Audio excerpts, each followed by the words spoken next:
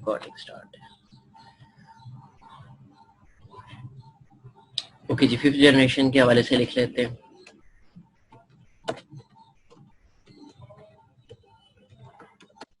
Fifth generation of computer.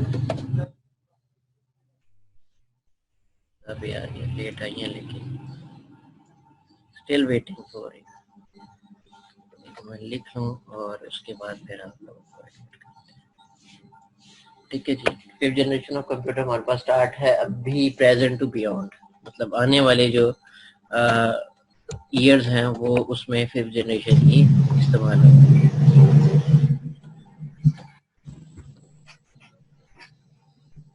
चलो जी, सारे admit हो गए हैं और रिकॉर्डिंग में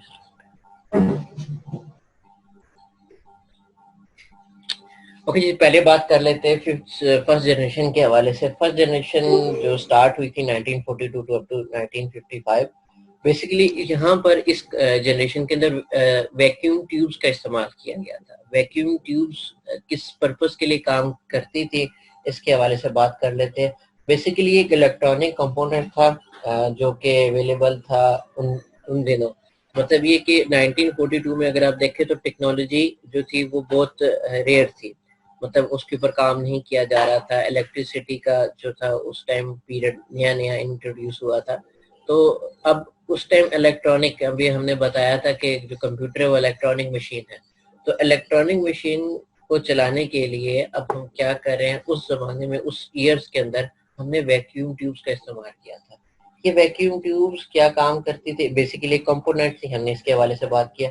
और क्या था जी इनके अंदर कि ये वैक्यूम ट्यूब हमें क्या करते थे, made possible to make electronic digital computers. ठीक है, अगर बात की जाए 1942 से पहले, तो जितने भी कंप्यूटर्स हमारे पास 1942 से पहले थे वो सारे मैकेनिकल कंप्यूटर थे। ठीक है, और अब जो हमारे पास है वो सारे 1942 के बाद से वो सारे जो है वो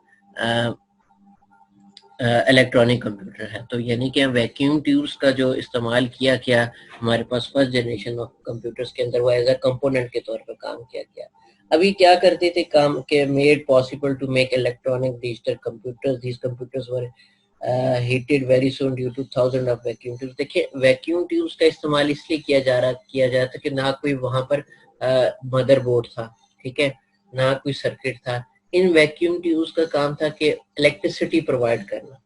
एक मेन वाइल रेट के ऊपर जाकर उन्होंने कंप्यूटर को वर्किंग में लाने के लिए जो है वो वैक्यूम ट्यूब्स का काम करना होता था। मतलब ये कि अगर आप, जैसे अगर मैं उस 1942 की बात करूं तो एक तो बहुत लार्ज साइज कंप्यूटर हुआ करते थे, ठीक है, और दूसरा ये कि मैं शेयर करवा लेता हूँ स्क्रीन ताकि आपको नजर आ जाए कि असल चीज मैं क्या दिखाने जा रहा हूँ। देखिए, ये साइज के इस हिसाब से साइज के हमें इतने बड़े computer, first generation of computers, ये देखिए ये इतने, इनमें वैक्यूम ट्यूब्स का इस्तेमाल किया जाता था। वैक्यूम ट्यूब्स का इस्तेमाल इसलिए किया था क्योंकि एक इलेक्ट्रॉनिक कंपोनेंट था, इसने इलेक्ट्रिसिटी कंप्यूटर को प्रोवाइड करनी होती थी।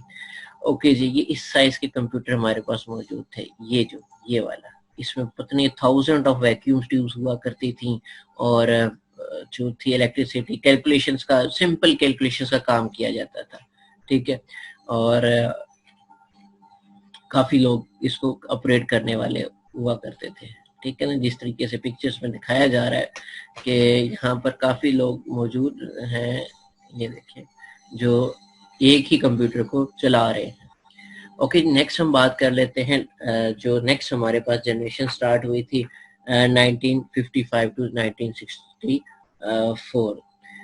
अब हुआ क्या, यूं यूं तरक्की होती गई, एडवांसमेंट्स आती गई, तो हमारे पास कंप्यूटर भी डेवलप होता गया। अभी आपने देखा होगा मोबाइल्स के हवाले से अगर हम बात करें तो मोबाइल अगर देखें तो एक सिंपल कीपैड पर था, या इससे पहले देख लें तो ये वायरलेस था, या वायरलेस के हवाले से देखें तो ये अगर आप देखें पीटी सेल जो हैंडसेट्स हुआ करते थे उस फॉर्मेट था। जो टेक्नोलॉजी चेंज होती गई, एडवांसमेंट्स आती गई, प्रोग्रामिंग लैंग्वेजेस आती रहीं, तो इस तरीके से जो है वो जो हमारे पास कंपोनेंट्स थे, जो इलेक्ट्रॉनिक डिवाइसेस थे, जो कंप्यूटर्स थे, वो चेंज होते गए।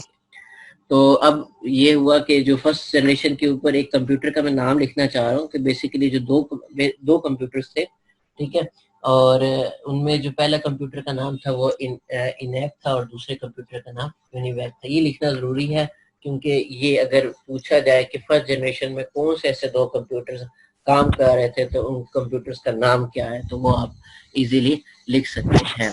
ठीक है जी, मैं यहाँ से शेयर करता हूँ। यहाँ पर मैं लिख देता हूँ कि दो कंप्यूटर्स जो फर्स्ट जनरेशन के अंदर मौजूद थे, एक का नाम था इनैक, ठीक है जी, ENIVAC,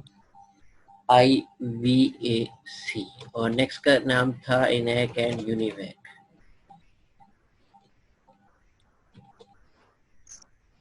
ओके जी, ये दो कंप्यूटर्स थे जिन्होंने कंप्यूटर्स उस टाइम अपग्रेड किए जाते थे, और इनका साइज जो मैंने अभी आपको दिखाया है ये इस साइज के मुताबिक था। तब ये अगर मैं दोबारा इस स्क्रीन शेयर को लेकर जाऊं दोबारा और इनकी मैं पिक्चर्स दिखाऊं कि एक इनैक भी वहां पर मौजूद है और यूनिवैक।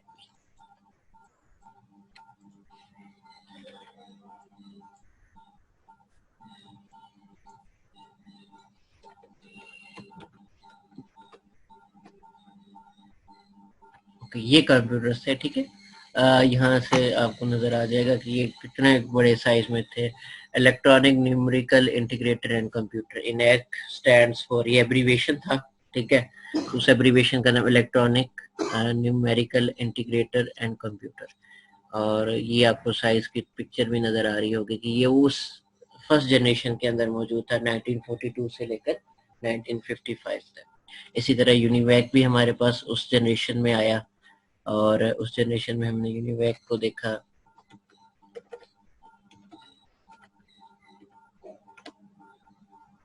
और ये यूनिवैक की पिक्चर्स आपको सामने, ठीक है। और ये वाला था, देखिए, इसमें सिंपल कैलकुलेशंस परफॉर्म की जाया करती थी। और आपको तो पता है कि उस टाइम इतनी कलर्ड इमेजेस का जो था वो इंट्रोडक्शन है, पिक्सल्स ही नहीं इंट्रोड्यूस हुए थे, तो पिक्सल्स की बेस पर ही कलर आए हैं, RGB, रेड, ग्रीन और ब्लू। तो उस टाइम फिर इसी तरह से जो ब्लैक एंड व्हाइट इमेजेस हुआ करती थी उन्हीं को उन्होंने गूगल पे अपलोड किया।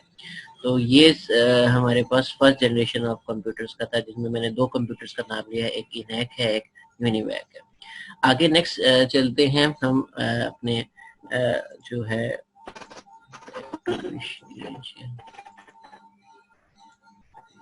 Second generation of computer. अच्छा, जब टेक्नोलॉजी बढ़ती गई आहिस्ता आहिस्ता और हम 1955 टू 1964 के अंदर दाखिल हो गए, तो उसमें क्या था कि जी हमारे पास ट्रांजिस्टर्स आए, ठीक है। अब ट्रांजिस्टर्स क्या थे, एक तो स्मॉल थे वैक्यूम ट्यूब से, हालांकि वो भी कंपोनेंट था, इलेक्ट्रॉनिक कंपोनेंट, लेकिन उसका एक नुकसान था कि वो हीट अप हो जाया करता था, उसको उसके लिए इलेक्ट्रिसिटी का होना बहुत जरूरी था, और उसके अलावा एयर कंडीशनर, ठीक है जी, एसीज रिक्वायर्ड थी। तो मतलब ये कि वो उसके ड्रॉबैक्स ज्यादा थे, एडवांटेजेस कम थे, बल्कि जो अगर हम बात करें डिसएडवांटेजेस के बारे में तो वो भी ज्यादा थे। तो अब हुआ क्या कि उनके अब जो जो इनोवेशन आती गई, तो सेकंड जनरेशन के अंदर हम जब मौजूद थे तो हमने ट्रांजिस्टर्स को इंट्रोड्यूस करवाया, उस वैक्यूम ट्यूब्स को रिप्लेस किया गया ट्रांजिस्टर्स ने, ठीक है। अब ट्रांजिस्टर्स आ गई, ट्रांजिस्टर वैक्यूम ट्यूब से इस्तेमाल हुआ करती थी, ठीक है, मोर रिलायबल थी और consume less power. Vacuum tubes power ज्यादा कंज्यूम किया करती थी, लेकिन सेकेंड जनरेशन के अंदर जो ट्रांजिस्टर्स थे उन्होंने पावर भी कंज्यूम करना कम कर दी थी। तो इस तरीके से जो साइज था कंप्यूटर का वो और मजीद जो है वो स्मॉल होता गया। ये 1955 टू 1964 के दरमियान था। इसमें जो एक कंपनी थी IBM, वो पुरानी कंपनी थी, तो वो जो थी वो मैन्युफैक्चरिंग का काम किया करती थी, कंप्यूटर्स मैन्युफैक्चर किया करते थे। तो उन्होंने जो है वो सेकंड जनरेशन के अंदर जो है वो कंप्यूटर्स को मैन्युफैक्चर करना शुरू कर दिया। तो उस जमाने में जो है वो बड़ी ऑर्गेनाइजेशंस को ये कंप्यूटर दे दिए गए, गवर्नमेंट ऑर्गेनाइजेशन को, ताकि वो अपना काम कर सके। तो स्टिल अभी भी कंप्यूटर जो था उसका साइज इतना स्मॉल नहीं हुआ था, अभी भी वो उसी तरीके से जो था यूज किया जाता था बड़े ऑर्गेनाइजेशन के अंदर। तो होम मेड नहीं था, अभी किसी फैक्ट्री, किसी कंपनी को या किसी भी एजुकेशनल सेक्टर को या इंस्टीट्यूशन को कंप्यूटर नहीं दिए गए थे, अभी सिर्फ क्योंकि एक्सपेंसिव थे उस टाइम, ठीक है, और ये सिर्फ गवर्नमेंट की ऑर्गेनाइजेशन या मिलिट्री सेक्टर जो है वो ही इसको जो है परचेज किया कर सकते थे।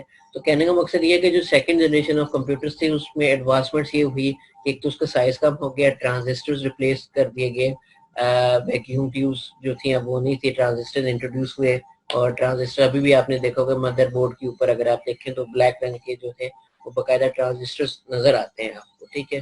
हाँ, ये ट्रांजिस्टर्स का काम ये होता है कि इलेक्ट्रिसिटी जो है वो हमारे आगे मुख्तलिफ कंपोनेंट्स तक जो है वो पहुंचाते हैं, और आगे नेक्स्ट जो है जो कंपोनेंट जिनको इलेक्ट्रिसिटी रिक्वायर होती है कि वो इलेक्ट्रिसिटी जब उनके पास जो उन कंपोनेंट्स के पास वो प्रोवाइड की जाए तभी वो वर्किंग करते हैं, ठीक है। तो ये ट्रांजिस्टर्स का काम जो है वो सेकेंड जनरेशन के अंदर शुरू हो गया, और उसमें आईबीएम जो थी कंपनी थी जिसने अपने कंप्यूटर्स लॉन्च किए, ठीक है। तो आईबीएम के नाम से हम लिख लेते हैं आईबीएम, और इसने सीरीज दी थी इसकी आईबीएम कंप्यूटर्स की, जिसमें एक फेमस जो सीरीज में था 1400 सीरीज, ठीक है।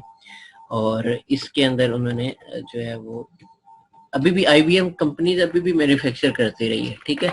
तो ये फिर बाद में जाके जो है वो माइक्रोसॉफ्ट इंटेल के साथ ये होगी, लेकिन इन्होंने अभी भी काम शुरू किया रखा है। मैं बात करूँ 2000 के हवाले से, ठीक है। जब मैंने स्टार्ट किया था उस टाइम मैंने पेंटियम 2 था मेरे पास, और पेंटियम 2 के ऊपर मैंने वर्किंग स्टार्ट की थी, और 128 MB रैम थी उसकी, ठीक है। और हार्ड भी बहुत कम थी, अब तो जीपीस के अंदर आती हैं, तो उसमें मेरे हार्ड भी बहुत कम थी। उसके बाद 2000 विंडोज 2000 पे किया था, 98 पे भी काम कर चुका हूँ। तो उस टाइम जो मैन्युफैक्चर हुआ करते थे बड़े बड़े कंप्यूटर्स, मॉनिटर, पूरी एक टेबल जो है वो रिक्वायर कर लिया करते हैं। अभी भी कहीं आप चले जाएं गवर्नमेंट सेक्टर के अंदर तो वो भी आपको कहीं नजर आ जाएंगे। तो ये आईबीएम सीरीज जो है वो हमारे पास सेकंड जनरेशन ऑफ कंप्यूटर्स के अंदर मौजूद थी। फिर हमने बात की थी थर्ड जनरेशन ऑफ कंप्यूटर्स के हवाले से। तो थर्ड जनरेशन ऑफ कंप्यूटर्स के तक पहुंचने से पहले मैं पूछ सकता हूँ कि अगर कोई क्वेश्चन है आपका तो आप मुझसे पूछ सकते हैं जी। पिक्चर्स भी देखेंगे फिर हम।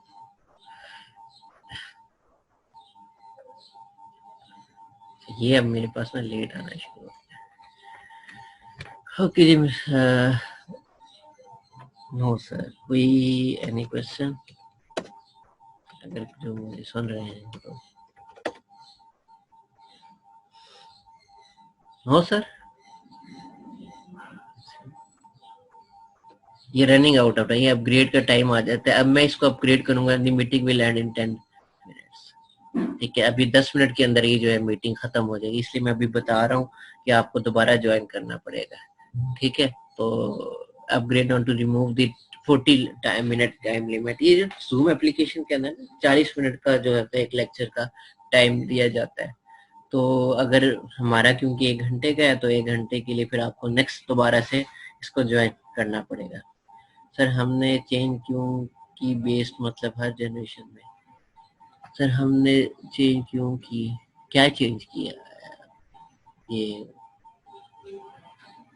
मतलब हर जनरेशन क्या चीज इम्प्रूवमेंट होती रही ना, इनोवेशन होती रही है हर फील्ड के अंदर, जिसमें इलेक्ट्रिकल इंजीनियर ने भी काम किया। बेस लाइक ट्रांजिस्टर, हाँ भाई, जो वैक्यूम ट्यूब्स थे वो ऑब्वियसली इतने हीट कंज्यूम किया, इतनी हीट प्रोड्यूस किया करते थे, इलेक्ट्रिसिटी ज्यादा कंज्यूम किया करते थे, वो हमारे इफेक्टिव नहीं थे, प्रोडक्टिव नहीं थे। जो चीज प्रोडक्टिव और इफेक्टिव होती है ना उसी को इस्तेमाल किया जा सकता है। अब देखें एक रूम के अंदर आप कंप्यूटर इस्तेमाल कर रहे हैं तो उसका एक पूरा रूम उसने अपनी जो है वो रिजर्व किया हुआ है, काम तो वही है करना, ठीक है। तो उस वैक्यूम ट्यूब्स का इस्तेमाल, एक तो मैंने बताया कि एसी रिक्वायर था, वहां पर एयर कंडीशनिंग थी, ठीक है, क्योंकि हीट प्रोडक्शन थी, बहुत मुश्किल था वहां पर काम करना। दूसरा ये कि जब हम अगली नेक्स्ट जनरेशन में गए तो जारी सी बात तरक्की होती गई, और तरक्की होने की बिना पर जो है वो हमें ट्रांजिस्टर्स मिल गए। उन्होंने कहा यार ये जो ट्रांजिस्टर्स का काम था ये तो बहुत आसान है, मतलब ये कि ट्रांजिस्टर्स का तो हम उनको रिप्लेस कर सकते थे। तो यूं ही रिप्लेस किया वैक्यूम ट्यूब्स के बाद, तो अब देखें एक ट्रांजिस्टर जो है हजारों वैक्यूम्स का काम करता था, ठीक है। वही इतनी सारी चीजें वैक्यूम ट्यूब्स कर रही होती थी, वही एक ट्रांजिस्टर जो है अपनी जगह पर काम कर रहा है।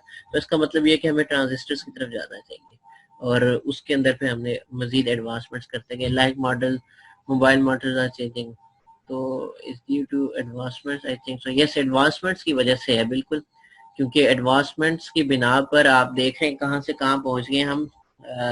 सिंपल सी मैं अपनी एग्जांपल बताता हूँ, मैंने खुद जो है वो नोकिया 3310 इस्तेमाल किया और काफ़ी अरसे इस्तेमाल किया जी। उस टाइम मैं स्टिल स्टूडेंट था, लेकिन फिर भी मुझे क्रेज़ था कि मैं मोबाइल का इस्तेमाल करूं, और अब जहां हम पहुंच चुके हैं तो देखने में आ रहा है कि इसके इंशाल्लाह इससे आगे अभी अभी आपको बताया आर्टिफिशियल इंटेलिजेंस का, आप ट्राई कर लें। इसे क्या कह रहे हैं, क्या वो अभी यूज किए जा सकते हैं या नहीं इस सेंचुरी में? नहीं नहीं, अब तो वो रेयर हो गया ना, बिल्कुल खत्म है। अब तो वो टेक्नोलॉजी हम इस्तेमाल कर ही नहीं सकते। लेकिन वो कौन कहेगा यार, देखें अब अगर आप इसकी ब्रीफ हिस्ट्री पढ़े ना फर्स्ट जनरेशन के हवाले से, तो उसमें ये कहा जाता था कि पूरी एक सिटी के लिए जो जैसे एक टाउन है, एक टाउन हमारे पास है, उसको अगर जो सिटी इलेक्ट्रिसिटी प्रोवाइड की जाती है, उतनी इलेक्ट्रिसिटी वो एक कंप्यूटर को चलाने के लिए इस्तेमाल किया जा सकता है। मैंने कहा बहुत एक्सपेंसिव थे। तो अगर हम अब ट्राई करेंगे तो कहेंगे यार ये तो जो है ना पता नहीं क्या, इतनी एडवांसमेंट्स आ चुकी हैं, कंप्यूटर जो है वो एक आपके बिल्कुल हाथ में मौजूद है एंड्रॉयड की फॉर्म में, तो आप इतने बड़ी चीज़ों को इस्तेमाल करना नहीं, आप नहीं कर। सुपर कंप्यूटर जो है ना हमारे पास, हम आगे हम नेक्स्ट में जाकर पढ़ने जा रहे हैं क्लासिफिकेशन ऑफ कंप्यूटर्स में। तो जो सुपर कंप्यूटर्स में है ना, हमने उसके अंदर प्रोसेसर बहुत ज़्यादा है, ठीक है, वो उनका काम अभी भी ऐसे ही चल रहा है, लेकिन मैं इंशाल्लाह उसमें जाकर चीज़ों को ठीक है। मेरे पास इसके नोट्स है, मैंने कहा नहीं अभी नोट्स नहीं प्रोवाइड करने तब जब तक ये नोट्स खुद नहीं बनाएंगे, ताकि इनको एट द एंड ये ना रहे कि सर कंप्यूटर मुश्किल। कंप्यूटर मुश्किल नहीं है, कंप्यूटर आसान है, लेकिन इसको इंटरेस्टिंग वे में पढ़ना ही इसका मेन पर्पज है। ठीक, और थर्ड जनरेशन ऑफ कंप्यूटर्स के हवाले से बात कर लेते हैं। और थर्ड जनरेशन में हमारे पास क्या आई जी, आईसीज आ गई। ये बड़ा एक जो है वो काम हुआ कि आईसीज ने ना ट्रांजिस्टर्स को रिप्लेस कर दिया, इंटीग्रेटेड सर्किट्स का टेक्नोलॉजी इंक्लूड की गई, और उसके अंदर हमारे पास एक सिंगल जो आईसी है, चिप है। आपने देखा होगा कंप्यूटर या जो ज्यादातर आपकी जो मोबाइल की स्क्रीन है उसके ऊपर भी आईसी होती है। तो आईसीज क्या, एक single IC chip contains thousand of transistors, thousand of transistors के ऊपर मौजूद होते हैं। मतलब ये कि अब ट्रांजिस्टर्स को रिप्लेस कर दिया आईसी ने। अब और मजीद कंप्यूटर का साइज जो है वो स्मॉल हो गया। अब जाकर कहीं जो है वो आम लोगों तक कंप्यूटर पहुंचा दिया गया। मतलब आईबीएम ने इतने, क्योंकि अब जब 1000 ट्रांजिस्टर्स को एक आईसी के अंदर बंद कर दिया गया, तो अब कंप्यूटर का साइज और स्मॉल हो गया। अब वो टेबल के ऊपर आ गया।